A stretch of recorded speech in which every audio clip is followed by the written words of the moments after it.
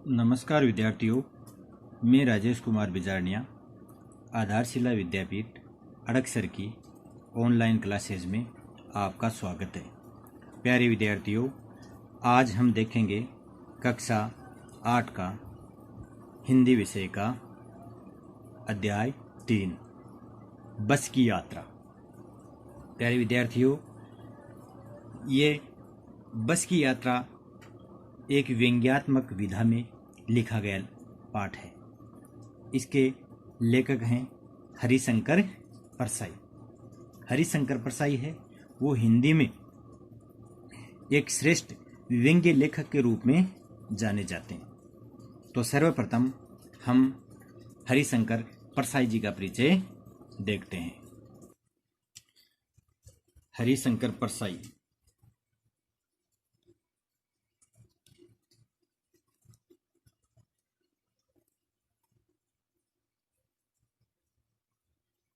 ये एक हिंदी के जाने माने व्यंग्यकार हैं। तो इनका जीवन परिचय देखते हैं सर्वप्रथम। तो देखिए, हरिशंकर परसाई है। इनका जन्म मध्य प्रदेश के होशंगाबाद जनपद के जो इटारसी है उनके पास में एक जमाने नामक ग्राम है, वहां हुआ था। कब? 2 अगस्त 1924 को हुआ था इसका। चलो लिख करके देखते हैं।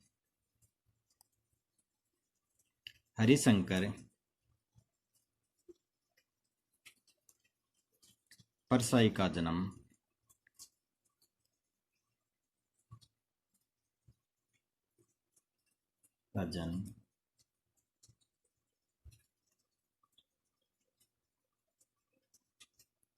मध्य प्रदेश के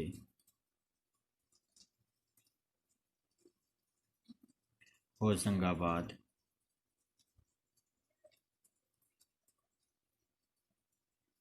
जनपद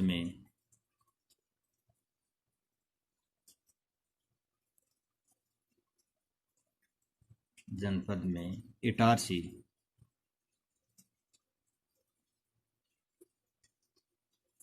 के निकट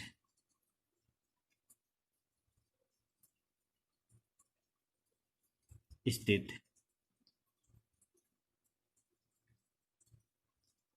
जमानी नामक ग्राम में हुआ था।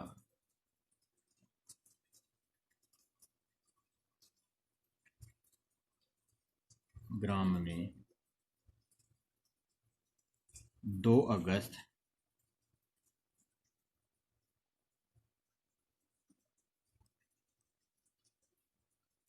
1924 ईस्वी को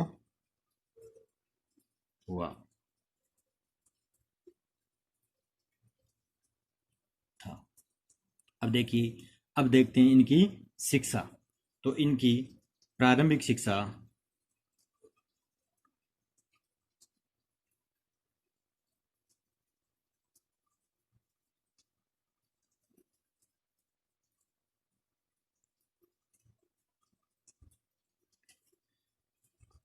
शिक्षा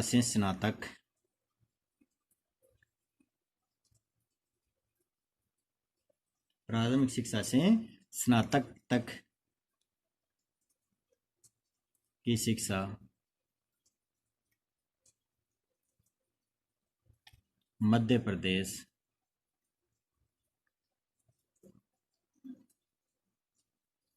में हुई।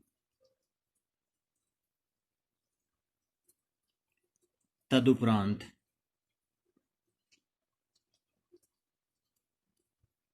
यानी उसके बाद, तदुपरांत का अर्थ होता है उसके बाद, इन्होंने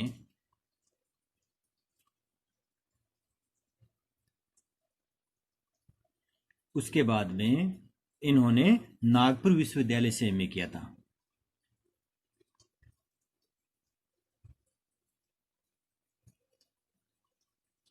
नागपुर विश्वविद्यालय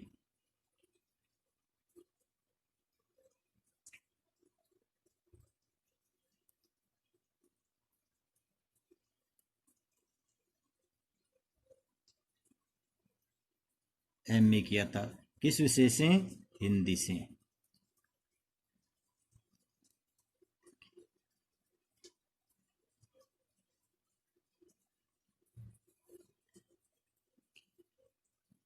एमए हिंदी की परीक्षा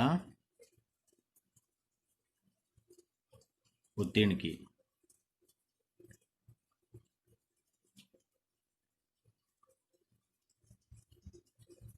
तो ये उनकी शिक्षा व्यवस्था है।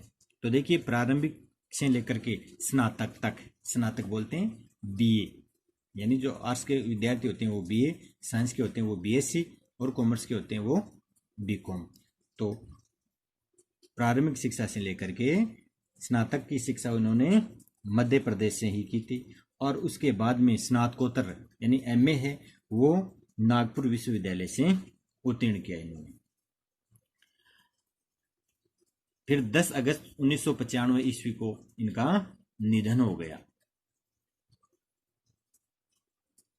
10 अगस्त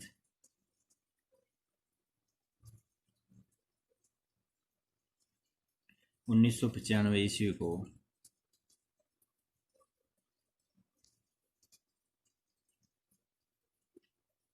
इनका स्वर्गवास या निधन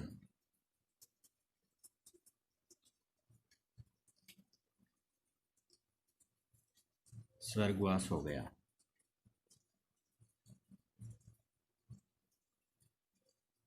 इसके अलावा देखिए हिंदी गद्य साहित्य में व्यंग्यकारों में हरिशंकर परसाई है वो अग्रगण्य है, यानी हिंदी जगत में अगर कोई श्रेष्ठ व्यंग्यकार है उसमें हरिशंकर परसाई का नाम सर्वप्रथम आता है। तो हिंदी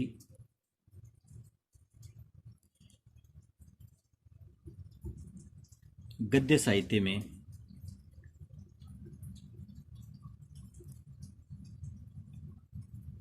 व्यंग्यकारों में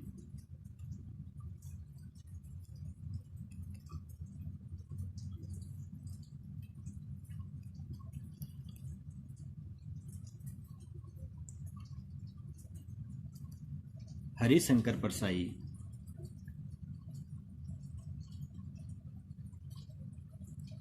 अग्रगण्य है।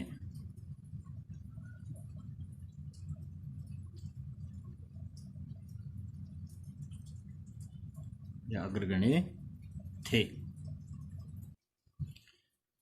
तो ये था इनका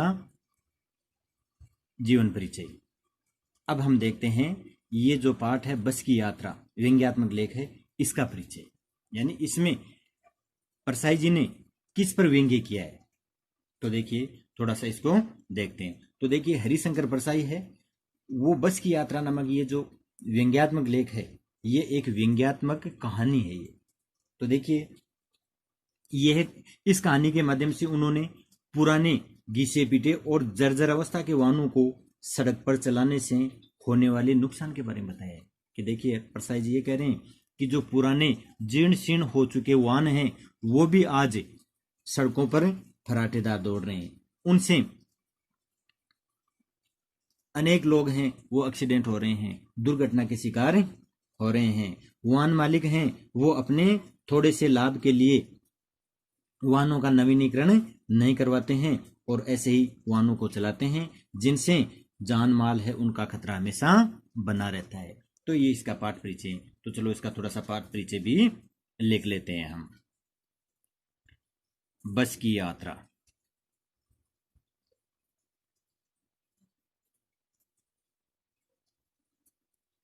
की यात्रा तो देखिए अब लिख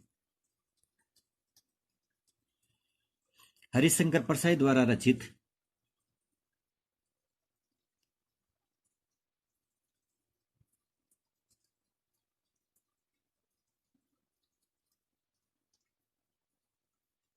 परसाई द्वारा रचित बस की यात्रा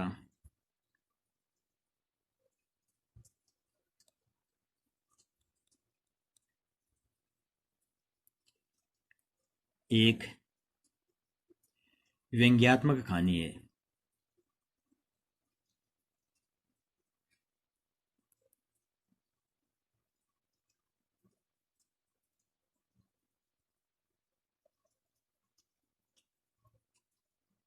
एक व्यंग्यात्मक कहानी है। तो देखिए, इस कहानी के माध्यम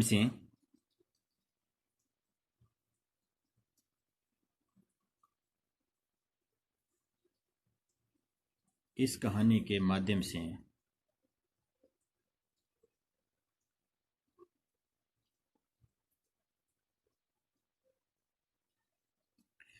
उन्होंने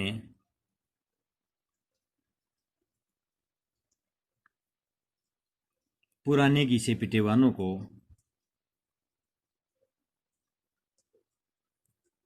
पुराने घिसे पिटे वाहनों को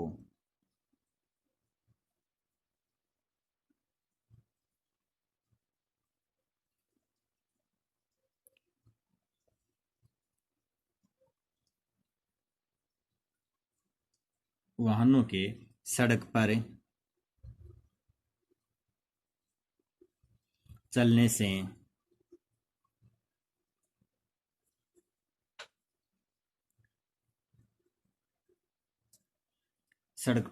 से होने वाले नुकसान के बारे में बताया।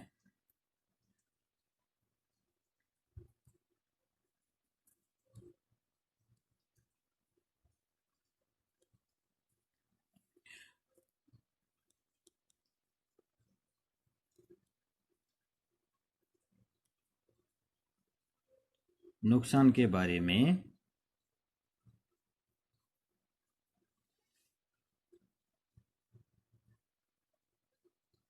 बताया है। लेखक कहते हैं कि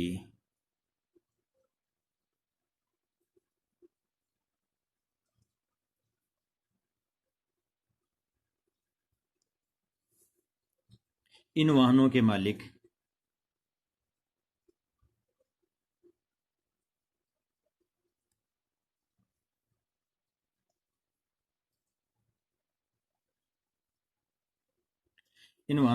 धन के लोभ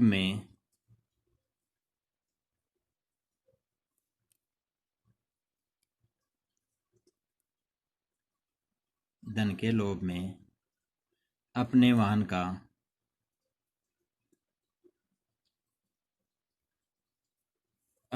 का नवीनीकरण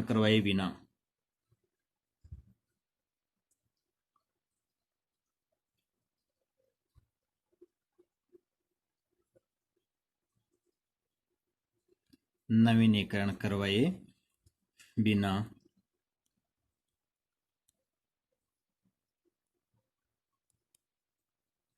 उन्हें निरंतर चलाते रहते हैं,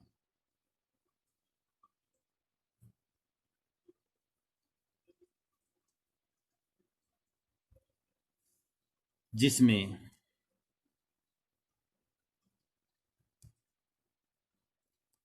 जान माल का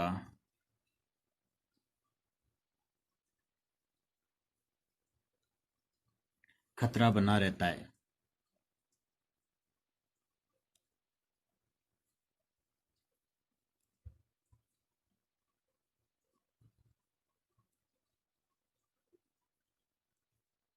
ये इसका पाठ परिचय है। तो देखिए, इसमें जो हरिशंकर परसाई है वो ये एक व्यंग्यात्मक विधा में लिखी गई कहानी है, और इन्होंने पुराने घिसे पिटे वाहनों के सड़क पर चलने से होने वाले जो नुकसान है उसका जिक्र इसमें किया है। और लेखक इसमें कहते हैं कि जो वाहनों के मालिक हैं वो अपने से थोड़े से लाभ के लिए वाहनों का नवीनीकरण करवाते नहीं हैं, और ऐसे ही वाहनों को सड़क पे चलाते हैं जिनसे लोगों के जान माल का खतरा हमेशा बना रहता है। अब चलो हम पाठ को देखते हैं। हाँ, हम 5 मित्रों ने तय किया कि शाम 4 बजे की बस से चलें। पन्ना से इसी कंपनी की बस सतना के लिए घंटे भर बाद मिलती है, जो जबलपुर की ट्रेन मिला देती है। सुबह घर पहुंच जाएंगे। हम में से 2 को सुबह काम पर हाजिर होना था, यानी 2 को हमारा जो ड्यूटी है उस पे हमें उपस्थिति देनी थी। इसलिए हम जो पांचों मित्र हैं, उन्होंने ये निश्चय किया, ये तय किया कि शाम को 4 बजे की बस है, उसी से चलेंगे। इसीलिए वापसी का यही रास्ता अपनाना जरूरी था और वापस आने का भी इसी रास्ते को अपनाना हमारे लिए आवश्यक था। लोगों ने सलाह दी कि समझदार आदमी इस शाम वाली बस से सफर नहीं करते, और जब हम निकले तो लोगों ने हमारे जो परिचित थे उन्होंने हमें कहा, हमें सलाह दी कि जो समझदार व्यक्ति होते हैं वो शाम वाली बस से सफर नहीं करते हैं। तो हमने सोचा क्या रास्ते में डाकू मिलते हैं? भाई समझदार आदमी है, वो शाम वाली बस से सफर क्यों नहीं करता है? क्या कारण है इसका? ये रहा होगा कि रास्ते में डाकू मिलते हैं। नहीं, बस डाकिन है, ऐसा कुछ नहीं है, डाकू नहीं मिलते हैं, बल्कि आपकी ये जो शाम वाली बस है वही क्या है? डाकिन है। बस डाकिन कैसे? यानी बस इतनी जर्जर है, इतनी जीर्ण शीर्ण है कि वो कहीं पर भी रास्ते में अटक सकती है, कहीं पर भी उनका एक्सीडेंट हो सकता है, कहीं पर भी ये किसी गड्ढे में, किसी नाले में गिर सकती है, इसलिए वो लोगों की जान ले सकती है। तो इसलिए डाकू नहीं मिलते हैं, बल्कि ये बस ही डाकिन है। जब हमने लोगों से पूछा कि क्यों रास्ते शाम वाली बसें सफर नहीं क्यों नहीं करना चाहिए हमें, क्या रास्ते में डाकू मिलते हैं? तो लोगों ने कहा कि नहीं, डाकू नहीं मिलते हैं, बल्कि ये बस ही क्या है?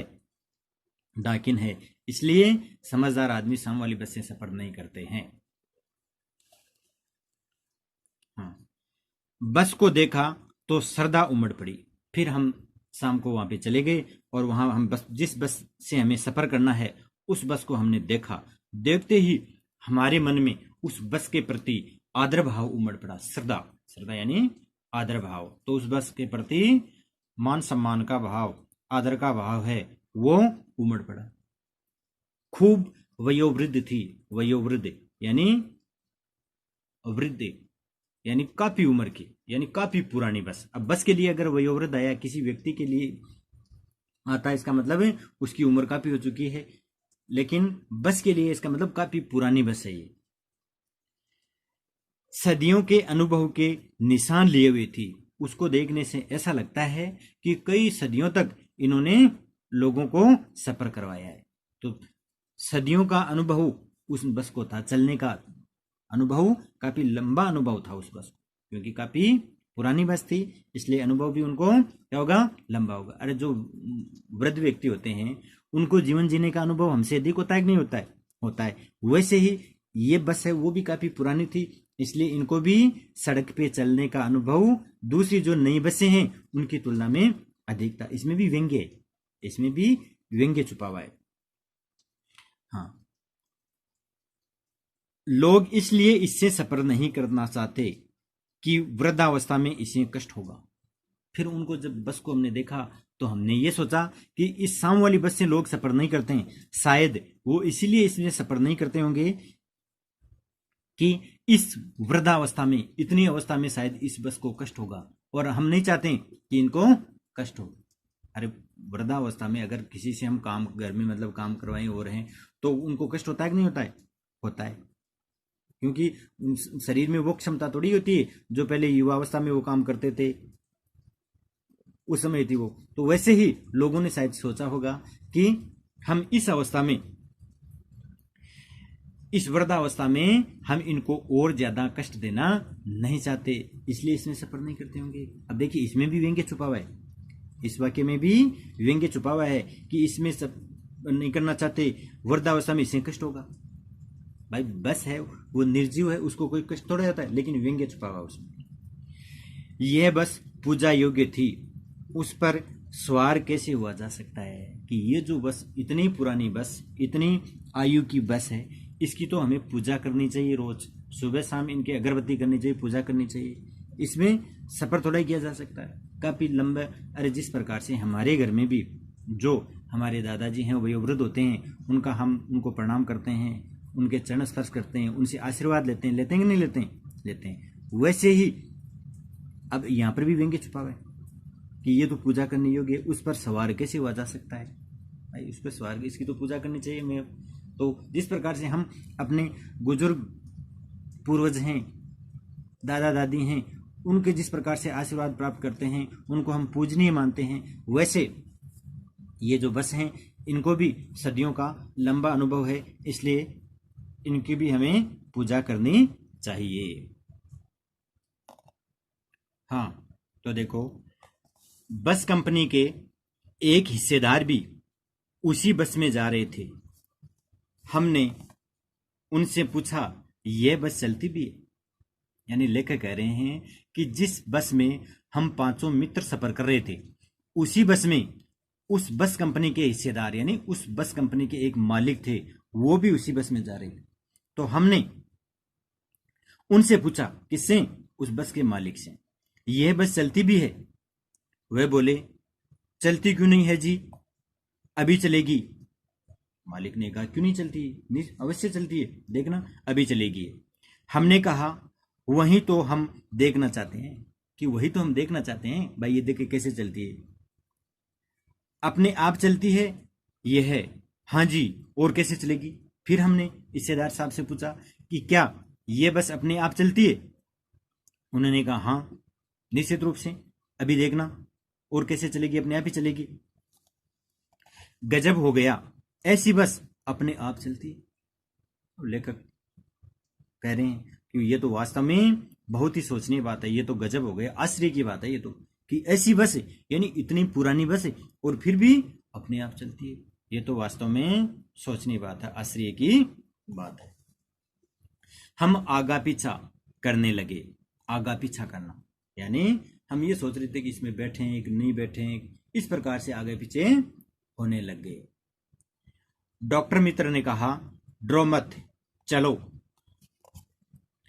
बस अनुभवी है। और हम जो 5 मित्र थे उनमें एक हमारे मित्र थे हमारे साथ, डॉक्टर मित्र।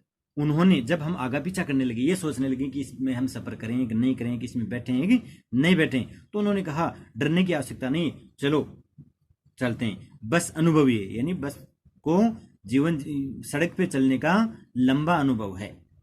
नई नवेली बसों से ज्यादा विश्वसनीय है। कि जो नई नवेली बसें हैं उन पर तो फिर भी विश्वास नहीं किया जा सकता, इस पर फिर भी हम विश्वास कर सकते हैं। नई नवेली बसों से ये ज्यादा विश्वास के लायक है, इसलिए डरने की आवश्यकता नहीं है, चलो बैठते हैं इसी बस में। हमें बेटों की तरह है प्यार से गोद में लेकर चलेगी। जिस प्रकार से माँ अपने बेटों को गोद में बैठाती है ना, वैसे ये बस भी हमें अपना बेटा समझ करके अपने बेटों की तरह ही बड़े प्यार से अपनी गोद में बैठाएगी और गोद में बैठा करके हमें अपने गंतव्य स्थान तक पहुंचा देगी। हम बैठ गए। जो छोड़ने आए थे वे इस तरह देख रहे थे जैसे अंतिम विदा दे रहे हैं।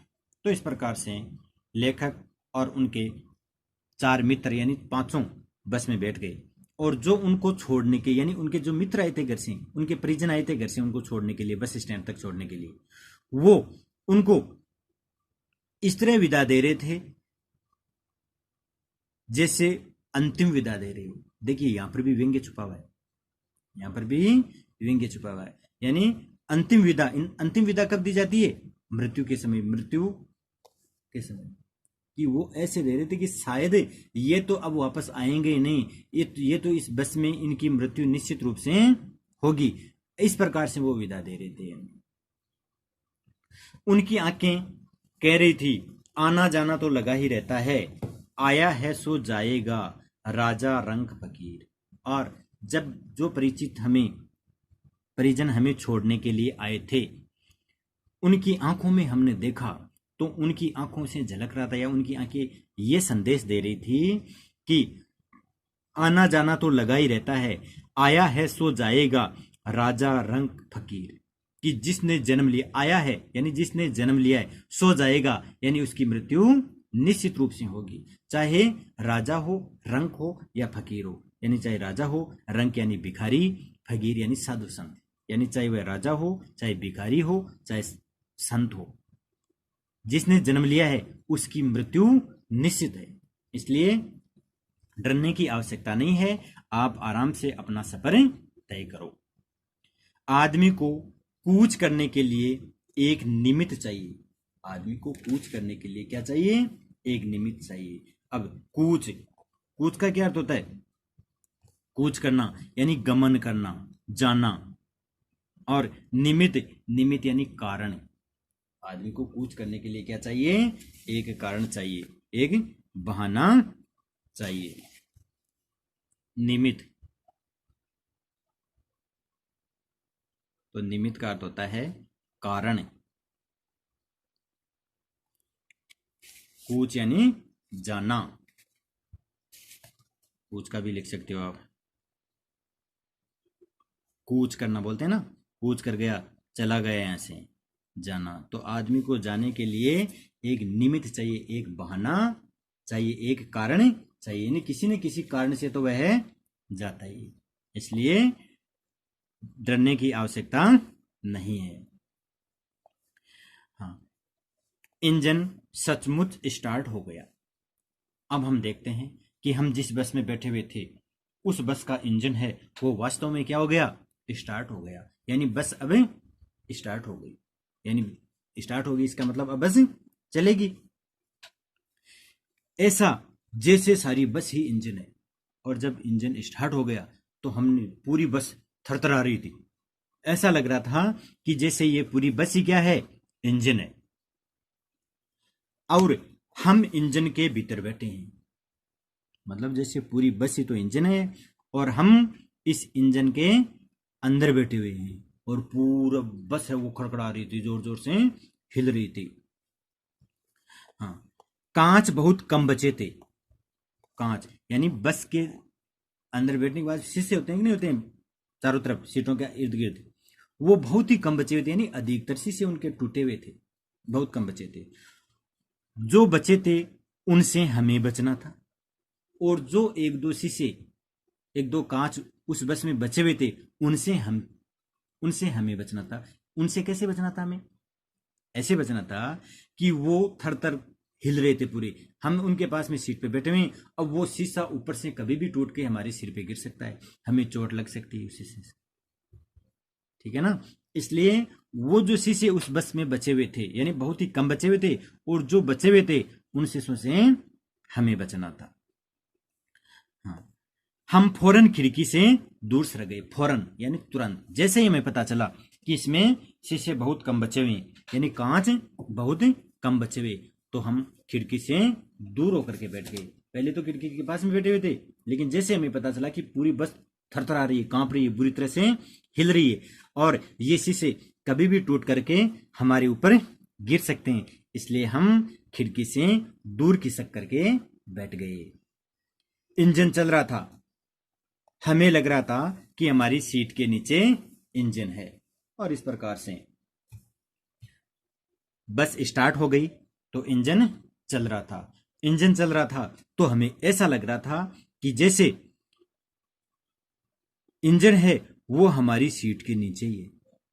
मतलब पता ही नहीं चल रहा था उस बस में कि कहां तो इसके इंजन है और कहां इसकी बॉडी है, कुछ पता नहीं चल रहा था। पूरी बस है वो थरथरा रही थी, कांप रही थी, पूरी बस है वो हिल रही थी। इसलिए हमें ऐसा लग रहा था कि जैसे इंजन है वो हमारी सीट के नीचे ही स्थित है, हमारी सीट के नीचे, इस प्रकार से लग रहा था। तो इस प्रकार से हम बस में बैठ गए, और बस अभी रवाना नहीं हुई, बस स्टैंड पे खड़ी हुई है, स्टार्ट ही हुई है।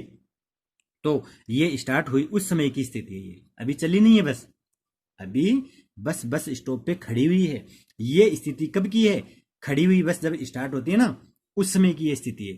जब बस आगे बढ़ेगी, जब बस चलेगी, उस समय तो उनकी स्थिति और भी ज्यादा भयानक होगी।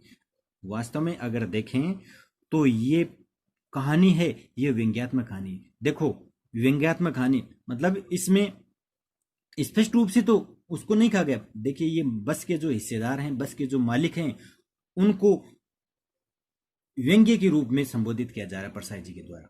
व्यंग्य के रूप में उनको कह रहे हैं कि देखिए किस प्रकार से आप अपने थोड़े से लालच के लिए, अपने तुच्छ लालच के लिए लोगों की जान जोखिम में डाल करके ये जो पुरानी इतनी खटारा बसें हैं उनको भी सड़कों पे चला रहे हो, जबकि वास्तव में ये बसें सड़कों पे चलने लायक नहीं है। तो आपको इस पे सोचना चाहिए, विचार करना चाहिए। लोगों के जो जीवन है उनके साथ में आपको खिलवाड़ कदापि नहीं करना चाहिए, क्योंकि अगर आप इस प्रकार से लोगों के साथ में खिलवाड़ करोगे तो हो सकता है आने वाले समय में लोग जब समझदार हो जाएंगे तो वो आपकी बसों में सफर नहीं करेंगे।